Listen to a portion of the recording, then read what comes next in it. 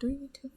Grand Rising, everyone. It's your co-host Naya Janali, and with me are some very special guests. Some of my friends, Comment Dragon and Chocolate Tomato, and of course our content coordinator Tor Shakur. Yeah. And as you can see, we have a very special background on here because of some very sad news that's been affecting the whole anime community.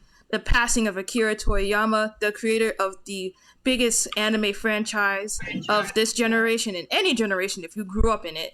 Dragon Ball, Dragon Ball Z, and it's inspiration for so many other animes that we have nowadays. One Piece, Bleach, Yu Yu Hakusho, any anime that has Naruto. Yeah, Naruto too. Of course.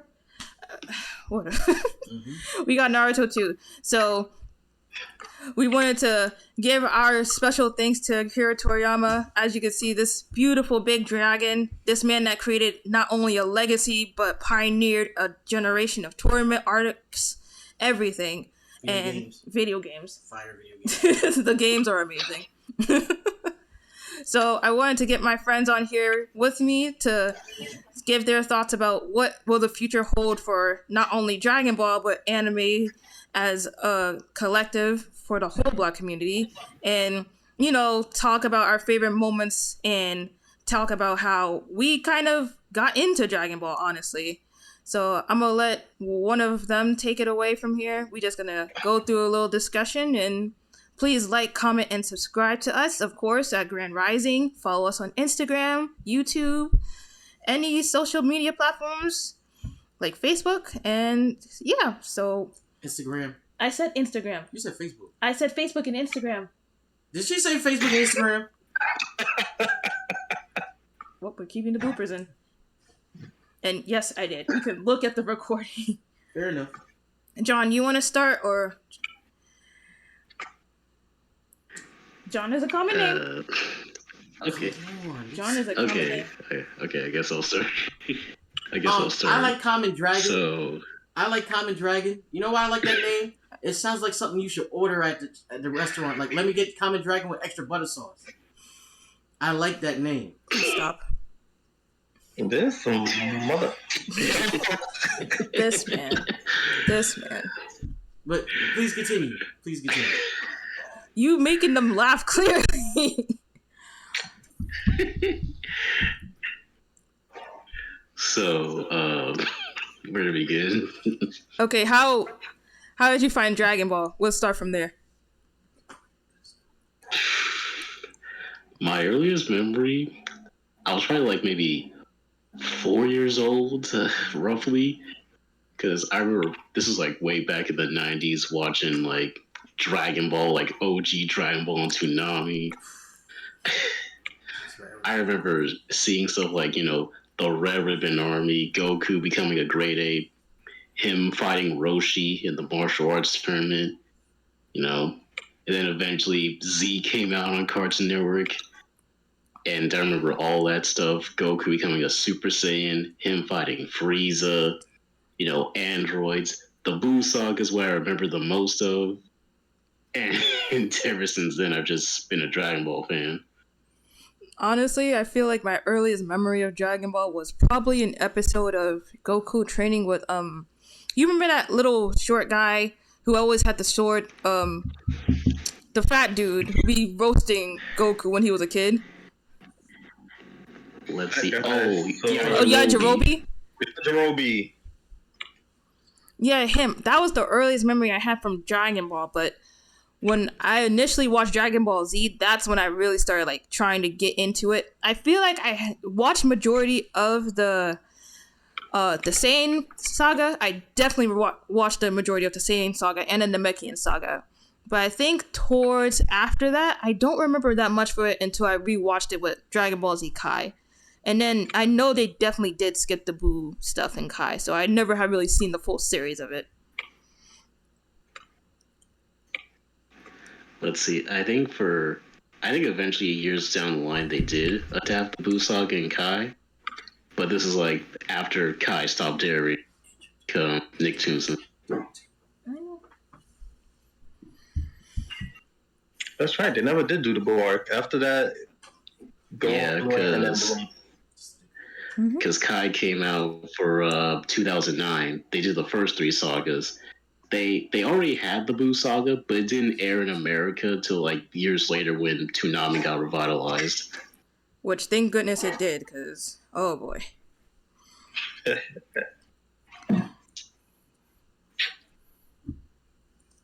I remember my first connection with Dragon Ball Z is when I was high from smoking an ounce, and I turned on the TV, right? And I was like, and I saw this spaceship, and it had this little character. I was like, oh, Toonami. I was like, what's this, right? And this show came on, right, with a guy with a tail, right, little boy with a tail, right, running around headbutting people in their chest to death, right? And I was like, oh. Is he talking about Gohan? He's talking about Gohan. There we go. Yeah, he's talking about Gohan. And then I was like, oh, this is interesting. And I started watching from there. I was like, dragons? I was like, I wonder. Then I started watching Dragon Ball Z, and I was like, I wonder if we're going to put a black person in there, right? Well, we got a black person technically, and that's like Mr. Popo or Piccolo. I said, oh, Piccolo. I heard his voice, like, that's Piccolo. We got a black person. I was like, Piccolo. And the Nameks. Now, the Namek saga was interesting. Did you ever see the movie? The Namek movie? Namek movie? Yeah, they had a Super Dragon Ball Z where Goku went against one of the... Oh, you mean Slug. Mm-hmm. Very good. Yeah, Lord Slug. There have been two... Wasn't it 2 times he went to Namek? Lord Slug? No, it wasn't Lord Slug. It was when he had to go fight Cooler. Yeah, that was cooler. Yeah, when he had to fight Cooler. Best villain, but he ain't counting yet. Sad life. I don't understand why, though. He was a very good villain. My son had too much drip. That was why. My son had too much drip. They couldn't let him stay. I think majority of the community would agree with you. He did have a lot of drip. That's why in Fighters he was my main, because no one could this man. Actually, I ain't gonna lie. We had Louis. Man had the Optimus Prime fit. He had the mask and all. So, let me just say to the audience, by the way, I don't condone using drugs, but this was back in the day. However, right, when he came out and learned about the Kamehameha, right, it was so cool that I was trying to do that in real life. I think everybody was trying to do that in real life. That, or if you had Naruto and they did the ninja run, that was also a thing. I've seen people run to the bus with the ninja run. Doing the Naruto ninja run. Let's go. So, let me ask you, did Dragon Ball Z influence you guys any way? As far as your personal life, or? Oh, yeah.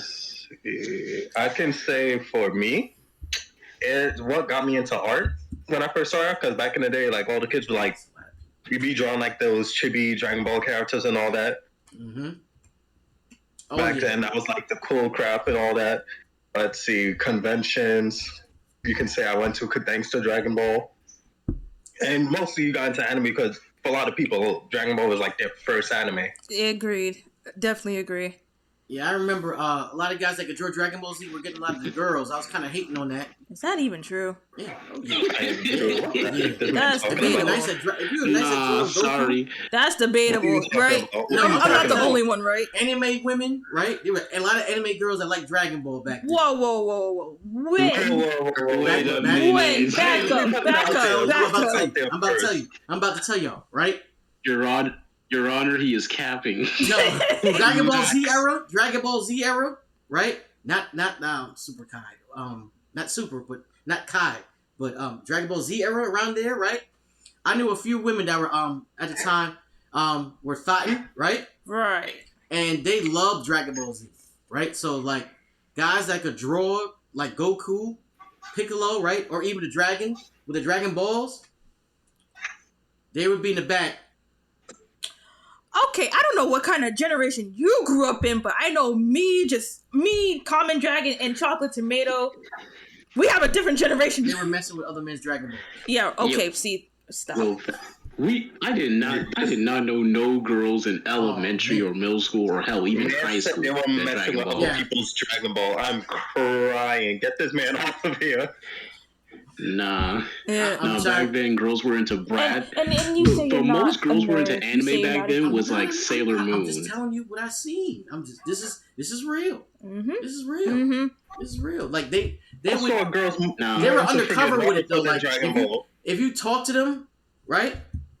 Like if you were talk to them, like the women I knew back in the Flatbush, right? They were undercover Dragon Ball fans. Like, so it's like if you gotta get once you get them talking to about it, it's lit. So like let's say tomato, right? Oh boy. Right? Mhm. Let's say you get them Yeah. talking about it, right? And then you show them that you could draw. Oh man, you'd be a happy man at the end of the day. It's on. See, there's a Because big. they would want you to draw them on the dragon, right? Yeah, right. Why are you hating on this? I'm not even hating. This isn't hate. Just saw. Damn. I'm sorry. Chocolate. Yeah. Comment. Y'all. Do you not believe this? I'm I trying to don't tell you. believe- That's how it was when Like that's how the it was when most- Dragon Ball first came out. The most leverage I would give a girl. The most I would give a girl back then is probably like watching Sailor Moon. All right. If Well, girls there's were a watching anime Japanese back Sailor then, it Moon. was Sailor Moon. They were not messing with anything else. They weren't looking at Zoids. They weren't looking at Nah. Cowboy Bebop. Yeah, nobody. It wasn't like that. Yeah, he's right. But Dragon Ball Z was hot. Like, Yeah. you could actually put it on. It was before Netflix and chill. My son said before Netflix You're and trying. You're reaching. I'm not reaching. I'm trying to. I'm telling you about personally how Dragon Ball Z Yeah, that have doesn't mean Dragon. have helped my life. Okay. You know, I put on Dragon Ball Z. I'm crying. You and me be both. chilling. Dragon Ball Z. We be Dragon Ball chilling. Z gave this man Riz. So you're telling me that Akira Toriyama created Dragon Ball for you to get ladies? Yes. Oh boy. Thank you. I want to thank him. I want to thank him for all the great How memories. did that work out? I want to thank him for all the great memories. Okay. Anyone else has anything? Okay, so all right, so Dragon Ball absolutely has influenced me. Like, for starters, it got me into fighting games in a sense. I agree. Because- Yeah. Yeah, that is true. Right. Yeah. Right. Because even right. though I like a bunch of other fighting games, all right, I think Guilty Gear is awesome. You know, I played a fair share of Blaze Blue and stuff. I won't lie. Until Mario left. Oh shit! I chose the wrong boss fight.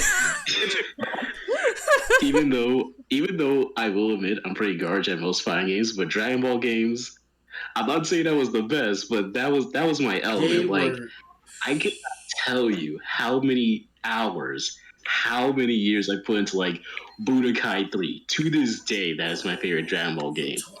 Like, everything to me about that, gold standard for a Dragon Ball game. You are I talking about. love like listen, if anyone ever says like, you know, those classic insults like this shit looks like a PS2 game, I'm gonna be like, listen, shut your mouth, all right?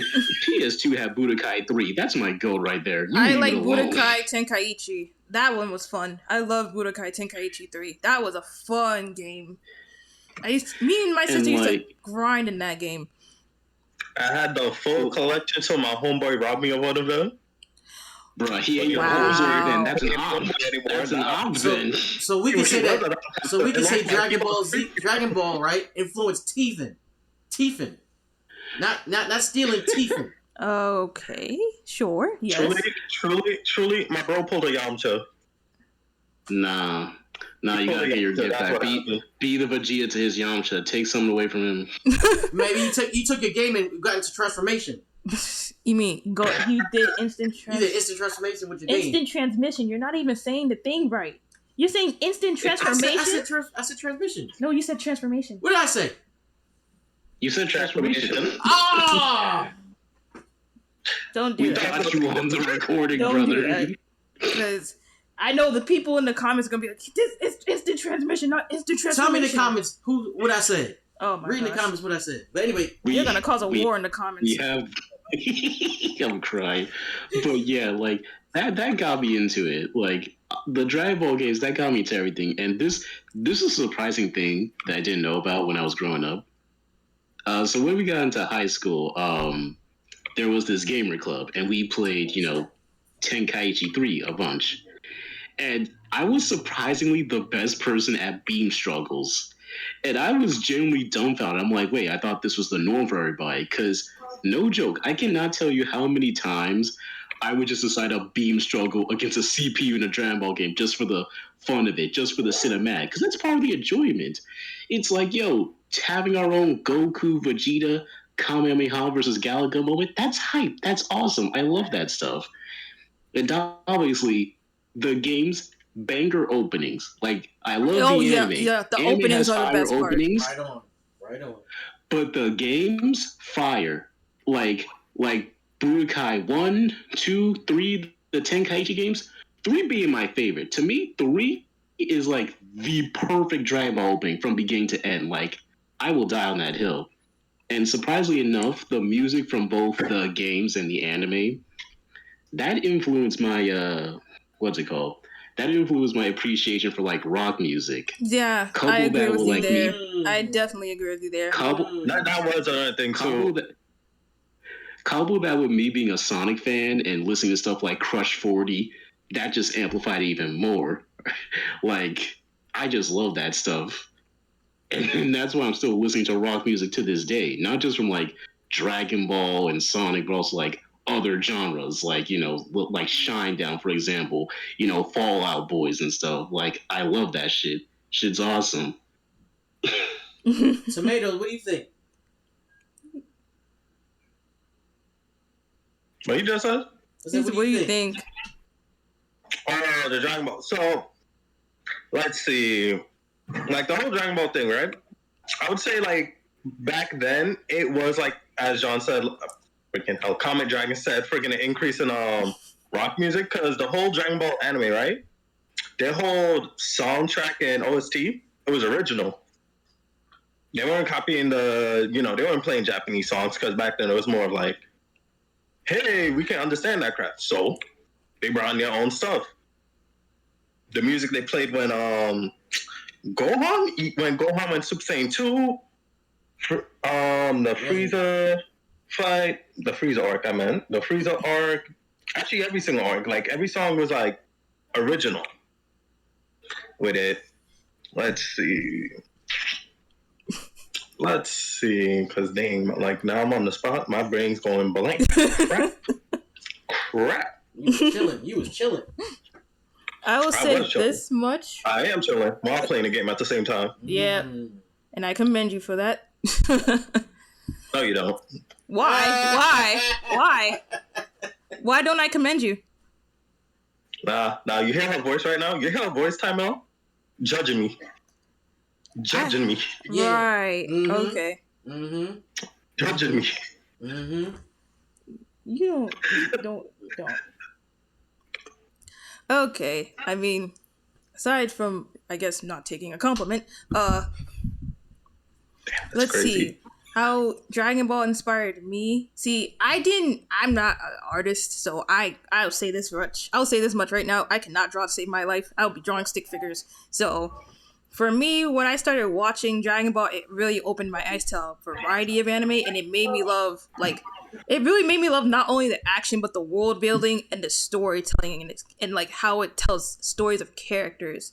It really just made me say, I don't want to watch comedy stuff like a little kid would really care for at the time. And I just want to watch a bunch of action stuff. It got to the point where not only was I watching Dragon Ball, but then we started watching Zatch Bell and a little bit of One Piece at the time. And then when Cartoon Network started putting out their shows like Ben 10 and Secret Saturdays, it just really made me want to learn about the stories and the characters and like what the heck was going on. And Dragon Ball really did that for me. And then playing the games like Budokai Tenkaichi 3, it really made me love the game and series more because it had all the lore from like the previous iterations.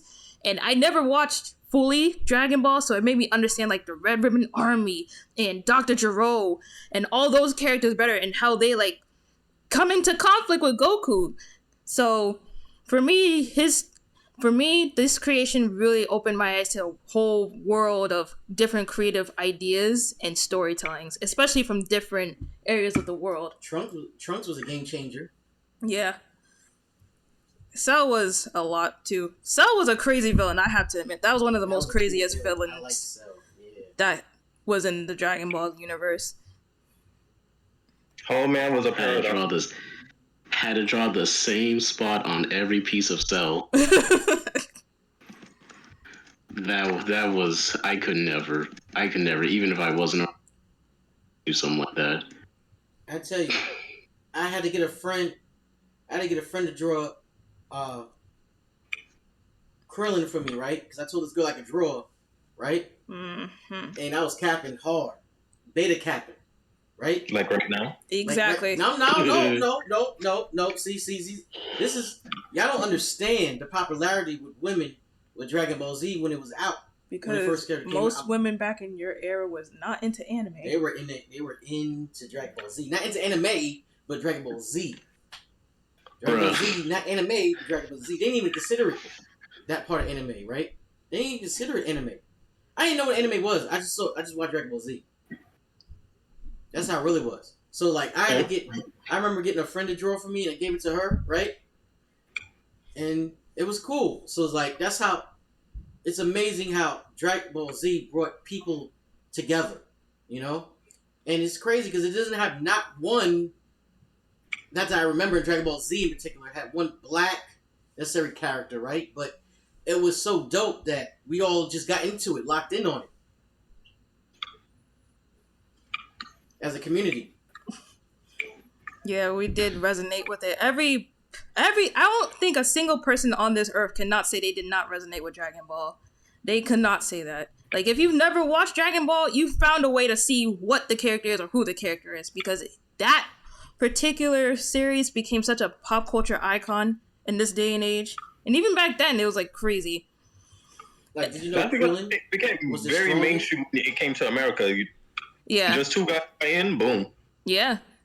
Like, I didn't realize that Krillin was, like, in Dragon Ball, right? Krillin was actually the strongest on the planet until Goku, the child, came up. And he was actually, then he became the strongest. I didn't know Krillin was the strongest Earth fighter. Did y'all know that? You mean human? Yeah, I was gonna say, you just say Earth fighter. He's like, he's the strongest human. Because remember, but I thought Roshi was, because wasn't Roshi still training Krillin at the time?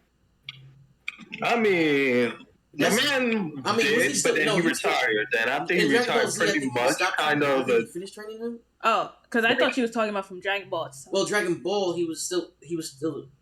Matter of fact, no, you're right, because he was training. He was training Krillin at the time. Dragon Ball Z. Yeah, it wasn't balls. You know, every single time we say balls now, it's just friggin' messing with me now. Bruh. I ain't gonna lie, it's messing with me now. Oh, God. I'm gonna just switch gears for a little bit. Out of all the stuff you've seen, like, I know y'all have watched Devil Artemis. Nobody in this room can say they've never watched Devil Artemis content. Oh, yeah. Devil Artemis, SSJ9K, those guys are legendary, and the stuff I watch from, like, I don't know if you guys seen Prince Vegeta or Slick Goku, which is crazy. It's crazy though, right? Isn't it, Comet Dragon, that not even 2 years after the YouTuber Slick Goku passed away, this happens. And it's like, I wonder if in Otherworld now that if a Toriyama has met Slick Goku and is like really talking about how he really took inspiration from his creations and created it on a whole nother level, a whole nother universe. Like with the Devil Artemis era, well, not era, but Devil Artemis universe, the Slick Goku universe, Prince Vegeta universe. Hell, even the what was it? The Kishin Pain universe. Everybody's seen Demon Bulma, and it was just because we have this idea of so many characters, and you just give them just a little push to the side. Like, what if they go in this direction? That we get all these creations, and it's like just nuts. Yeah, because I still remember seeing like various parodies and stuff, like SSJ9 and his Vegito parody and things like that. It just goes to show how passionate Dragon Ball fans are, and of course, like 3 years ago, we had that fan animation, Dragon Ball Legend, with Vegeta being the actual king of Saiyans and fighting Broly, Yo, that which one is was so good. one of the most beautiful fan creations ever made. Like it was incredible how that was, and and it goes to show that Dragon Ball fans do get a reputation for being cringy and sweaty, but it's like there truly is passion behind all this stuff and why people do it because there's just so much incredible things you can make about Dragon Ball. Like it's like the possibilities truly are endless. I mean, heck, we have a multiverse. We have literally a dozen universes in Dragon Ball now because of Super. Yeah. Like after seeing the tournament power and things like that, it's like, whoa. It's like Goku and his friends are not the only ones. It's so much greater than this. It's astonishing. Speaking of tournaments, I'm sorry, I don't mean to cut you off, but just speaking of tournaments, this man really revolutionized tournament arcs in anime. Yeah, because I know some people might recognize this. Totally not Mark. He's a YouTuber essay writer and so on. I've watched his videos. He's primarily known for covering Dragon Ball as well as like other anime series. And coincidentally enough, last year he reviewed all of Z. But when he was doing his review of the original Dragon Ball, he stated that at the time the best manga in that era was This Is a North Star. All right, like that was the most popular. And Dragon Ball was popular, but it was starting to plateau. It's like, okay, how can we get reader interest to increase? And Toriyama thought, let's have a tournament arc. I mean, the characters are martial artists. It only makes sense. And that skyrocketed Dragon Ball's popularity even more. And that became a new trope for the shonen genre, tournament arcs. And I talked to this with some of my other friends. It's like all of your favorite tournament arcs in any anime or manga series legitimately would not exist. Like, no exaggeration, they wouldn't exist. Yeah, like definitely. let's say for example, Yu Yu Hakusho, for example, made by Togashi, the same creator as Hunter x Hunter. Right. Yeah. The most popular arc in Yu Yu Hakusho is the Dark Tournament. Anytime people get into it, whether they're old fans or people who just started Yu Yu Hakusho, they're like, yo, the Dark Tournament is fire. It's awesome. It is phenomenal. And, we wouldn't have that if we didn't have the Dragon Ball arc, because there's so many great things like Yusuke's fights, Kuwabara, Hiei, Togoro going all out, everything with Genkai. That wouldn't exist. And of course, for Naruto fans, you guys wouldn't have the shooting exams. Oh, no, You wouldn't be talking about Rock Lee versus Gaara to this day, which people still consider one of the best fights in Naruto.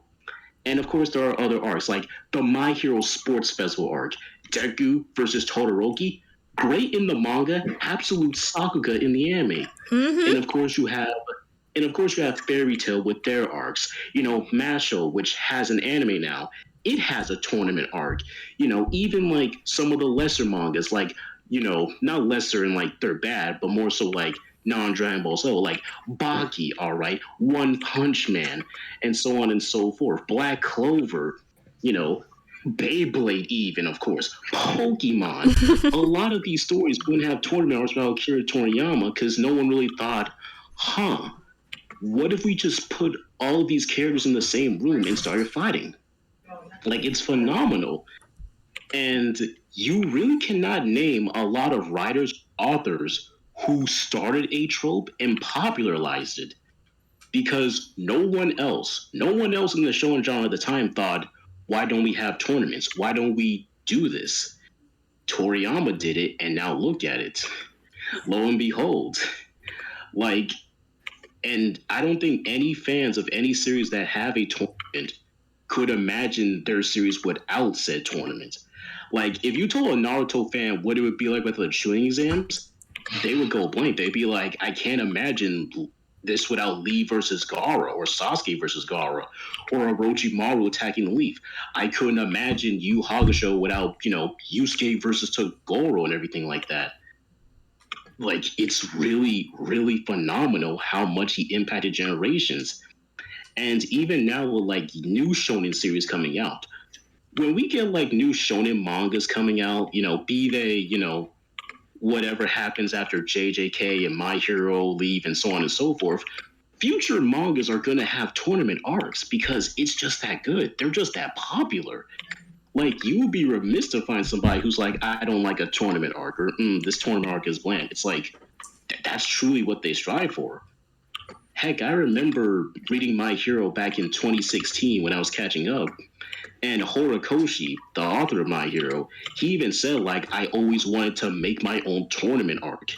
And look what happened. The man fulfilled his own dream, and it was spectacular. Perfect arc. So it really does go to show how talented Toriyama was in that regard.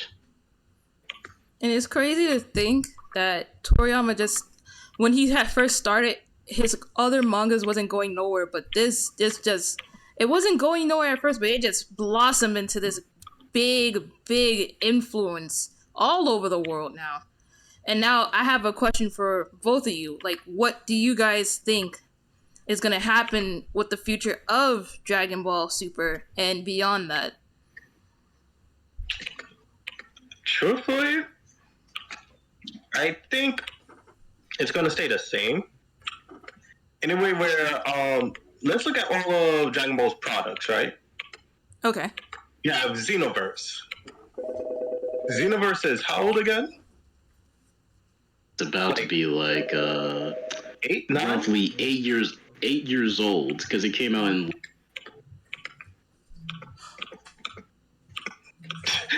26. No, was it 2016? It was 2016, like October 2016.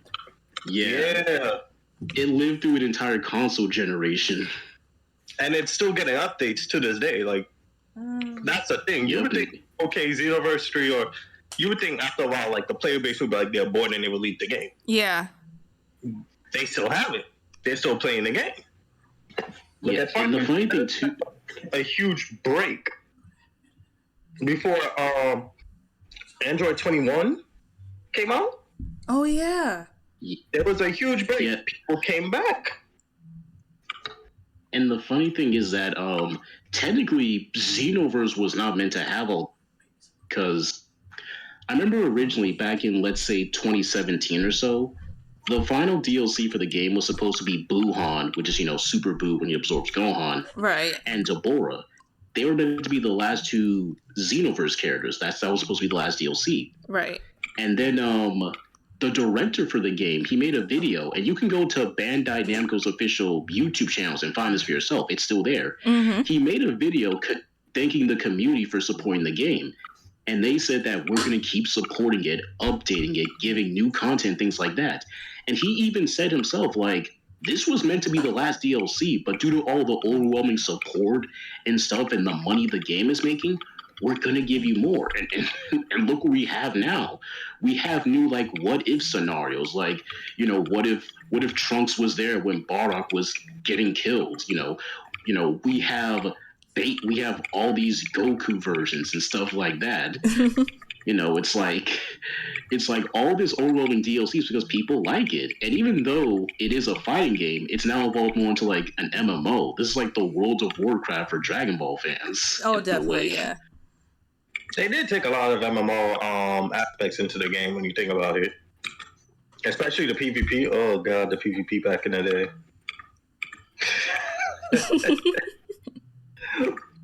Remember homeboy calling me 3 a.m. Yo, you want to pop on Xenoverse? I'm like, yo, my God, it's 3 a.m. So? And this was an ongoing thing. Like, this man would go on with this crap for months. I'm like, damn, man.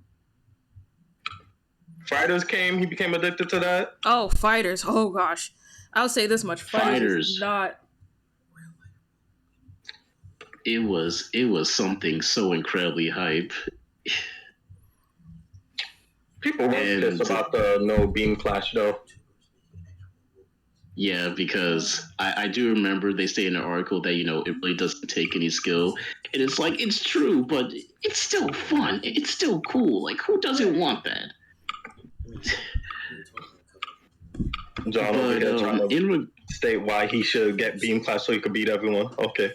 I don't even care about being good at beam class. I just want to do it because it's hype.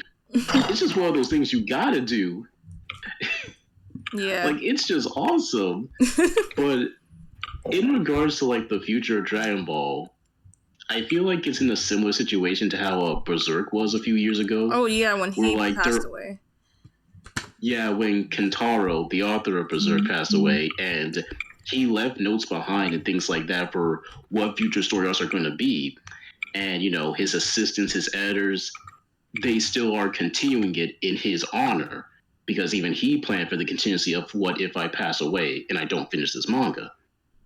And fast forward to now, you know, Akira Toriyama most likely leave plans behind for like what he wants to do now for the rest of the Super manga. And Toyotaro is still around, so he's definitely going to carry that mantle.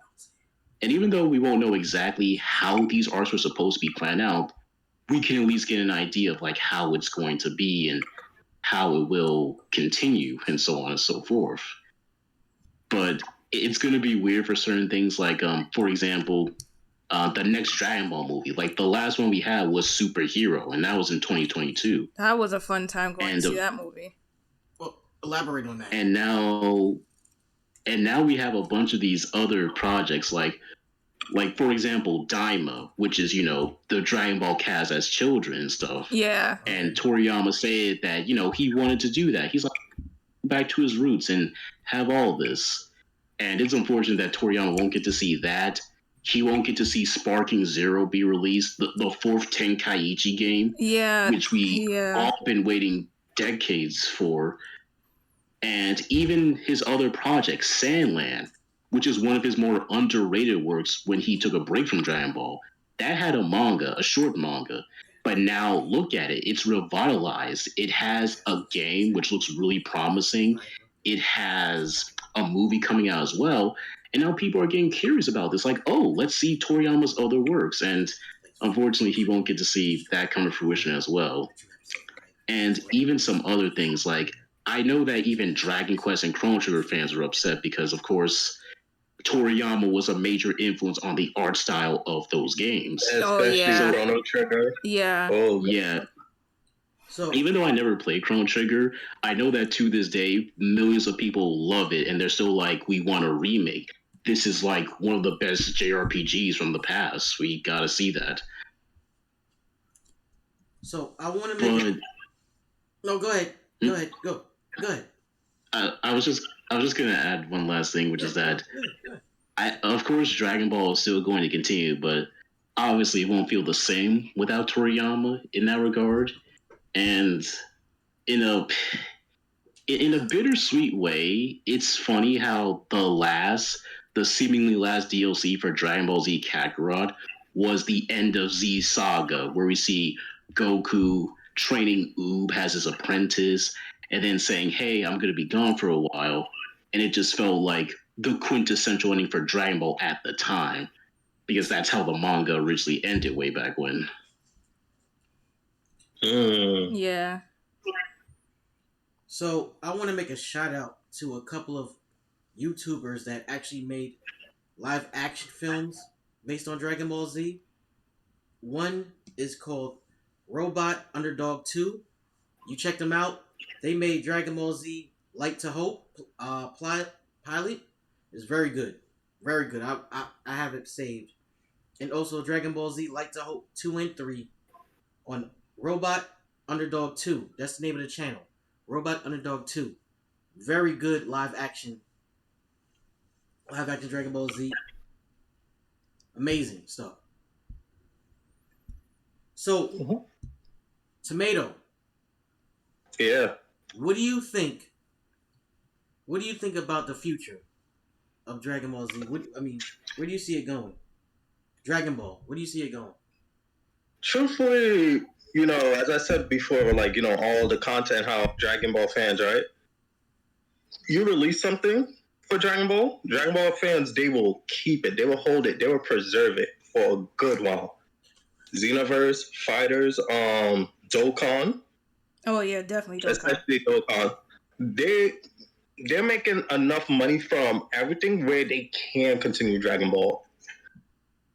to the point, even like if Toriyama is not here anymore, no disrespect or anything like that, they still have all of his old work. Yeah. They can go back to base Dragon Ball, remake base Dragon Ball, like with newer animations and stuff like that. Because I ain't gonna lie, the kids nowadays, or even the adults nowadays, they know about Z, but they don't know about base Dragon Ball. Absolutely. Absolutely. They don't remember how Goku grew up, how he got here, the stuff he has done. And Z barely makes any references to base Dragon Ball. So that would be actually a good idea. They can go back to that and do that. Dragon Ball Z. They could do another Kai. The video games, they can come back. And with like Xenoverse and all that, they have so much content in a way where they can just keep going, keep providing more stuff. I was just thinking that, like, how recently it was announced that One Piece is getting a remake by Wit Studio, the same people who are doing the Spy Family anime, and how it's like, hey, we're basically making One Piece Kai, a new, fresh One Piece, better animation, things like that. So it's like, hey, if you want to see the older sagas of One Piece, it's here. And I was just kind of thinking that, like, what if they just decide, because, Kai is obviously condensed Z with less filler, better animation, and so on. Yeah. So I wouldn't be surprised if they did that with OG Dragon Ball, because there are times, like, even though it was just the movies, I remember in Superhero, when they were giving exposition about the Red Ribbon Army, seeing the reanimation of, like, Goku fighting the Red Ribbon Army and defeating them, it looked cool. Like, it would fit really, really well. And Dragon Ball Daima looks fantastic. If we got OG Dragon Ball in that style with Daima, I would not be opposed to it. I really wouldn't. I agree with you there. I do agree with you on that one. I think it's crazy too, because the last Dragon Ball movie we've seen was Superhero.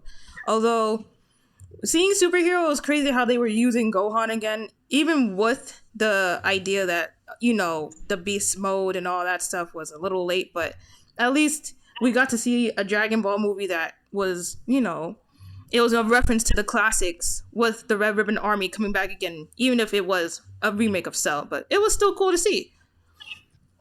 I think one of my what?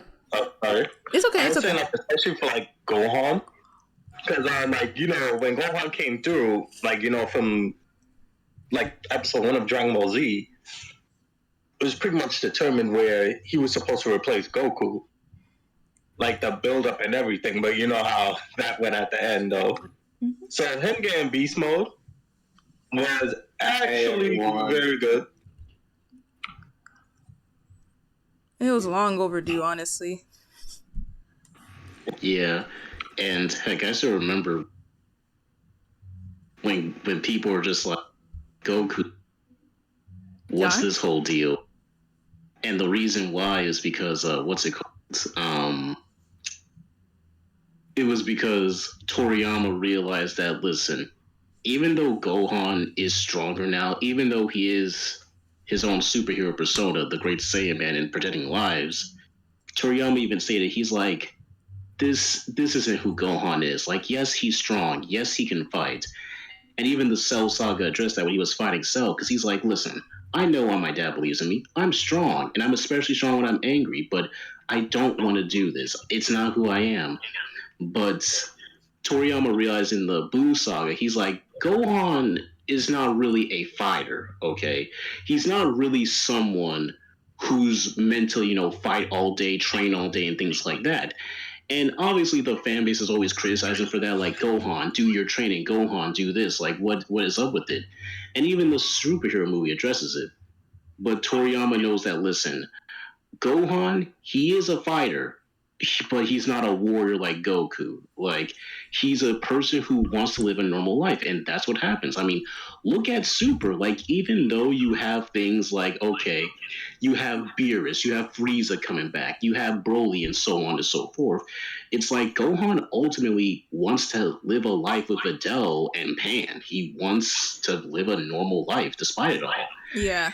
And And like, even though people do chastise him for saying this in Superhero, where Piccolo's like, "Why aren't you training?" He's like, "Well, Goku and Vegeta can take care of it."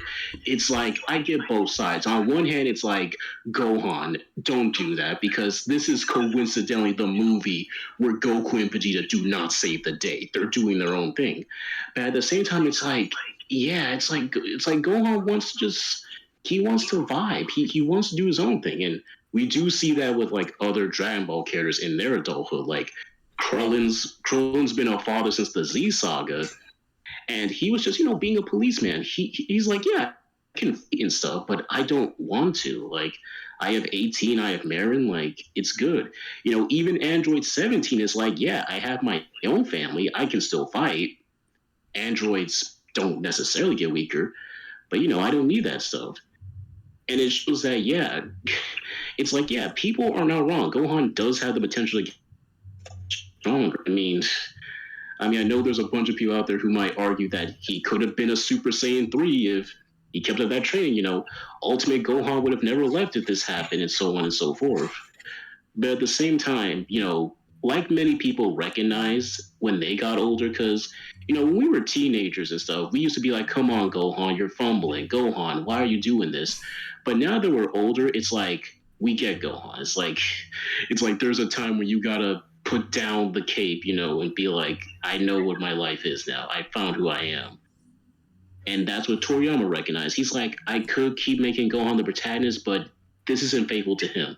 This is not faithful to the same kid who told the strongest android that, listen, I don't like fighting. I'm strong, but I don't want to do it. Okay? Like, I don't want this to be my life like other people. Hence why Goku had to come back into the fray, because it's like, listen, this can't be the Gohan show. This can't be his life. That's just not who he is. It's not faithful to him. Yeah, because I think in the future, I think that could turn around if, let's say, we get a character or a villain that decides to kill his family, decides to kill his wife and his child, and we might have to see a darker side of Gohan if they decide to go that route. Well, we technically did. In Trunks' future. Oh yeah, that's right. Future Trunks, where he didn't have a chance to live a normal life, so he kept fighting. But that didn't make him, that still didn't make him strong enough to destroy them. So, but it's more like he still had, like, as I said, with the training and stuff and all that, that was kind of like, you could say, his serious version. Okay. So I want to make a shout out to another channel called Captain Viral. They made a Dragon Ball movie, a live action Dragon Ball movie. It was a Cell Games. They made a Cell Game live action movie. It was only 30 minutes, but it was very good. It has 3 million views and it's very good. So Captain Viral, want to give a shout out to you, and also once again to Robot Underdog 2, as the two channels that actually made live action movies before anybody else was thinking about doing that at the time on YouTube. So it's pretty dope. I also want to say to all the people that's out there missing Toriyama as much as we are, I want to thank you guys for like being a part of the big overall Dragon Ball community, overall the anime community. We're all grieving right now, especially with the passing of him, and this happened like a couple of days before, but we just found out only yesterday. So I feel you guys. I'm hurting too. We're all hurting with Akira Toriyama's passing, but like he would want us to. He wants us to keep creating. He wants to keep holding on to his legacy, spreading it far and wide.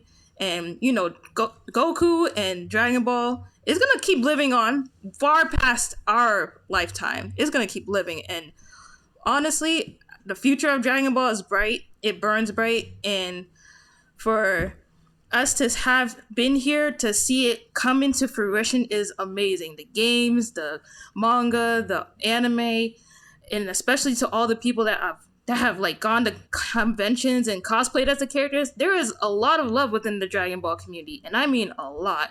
So I know this is hurting for everyone.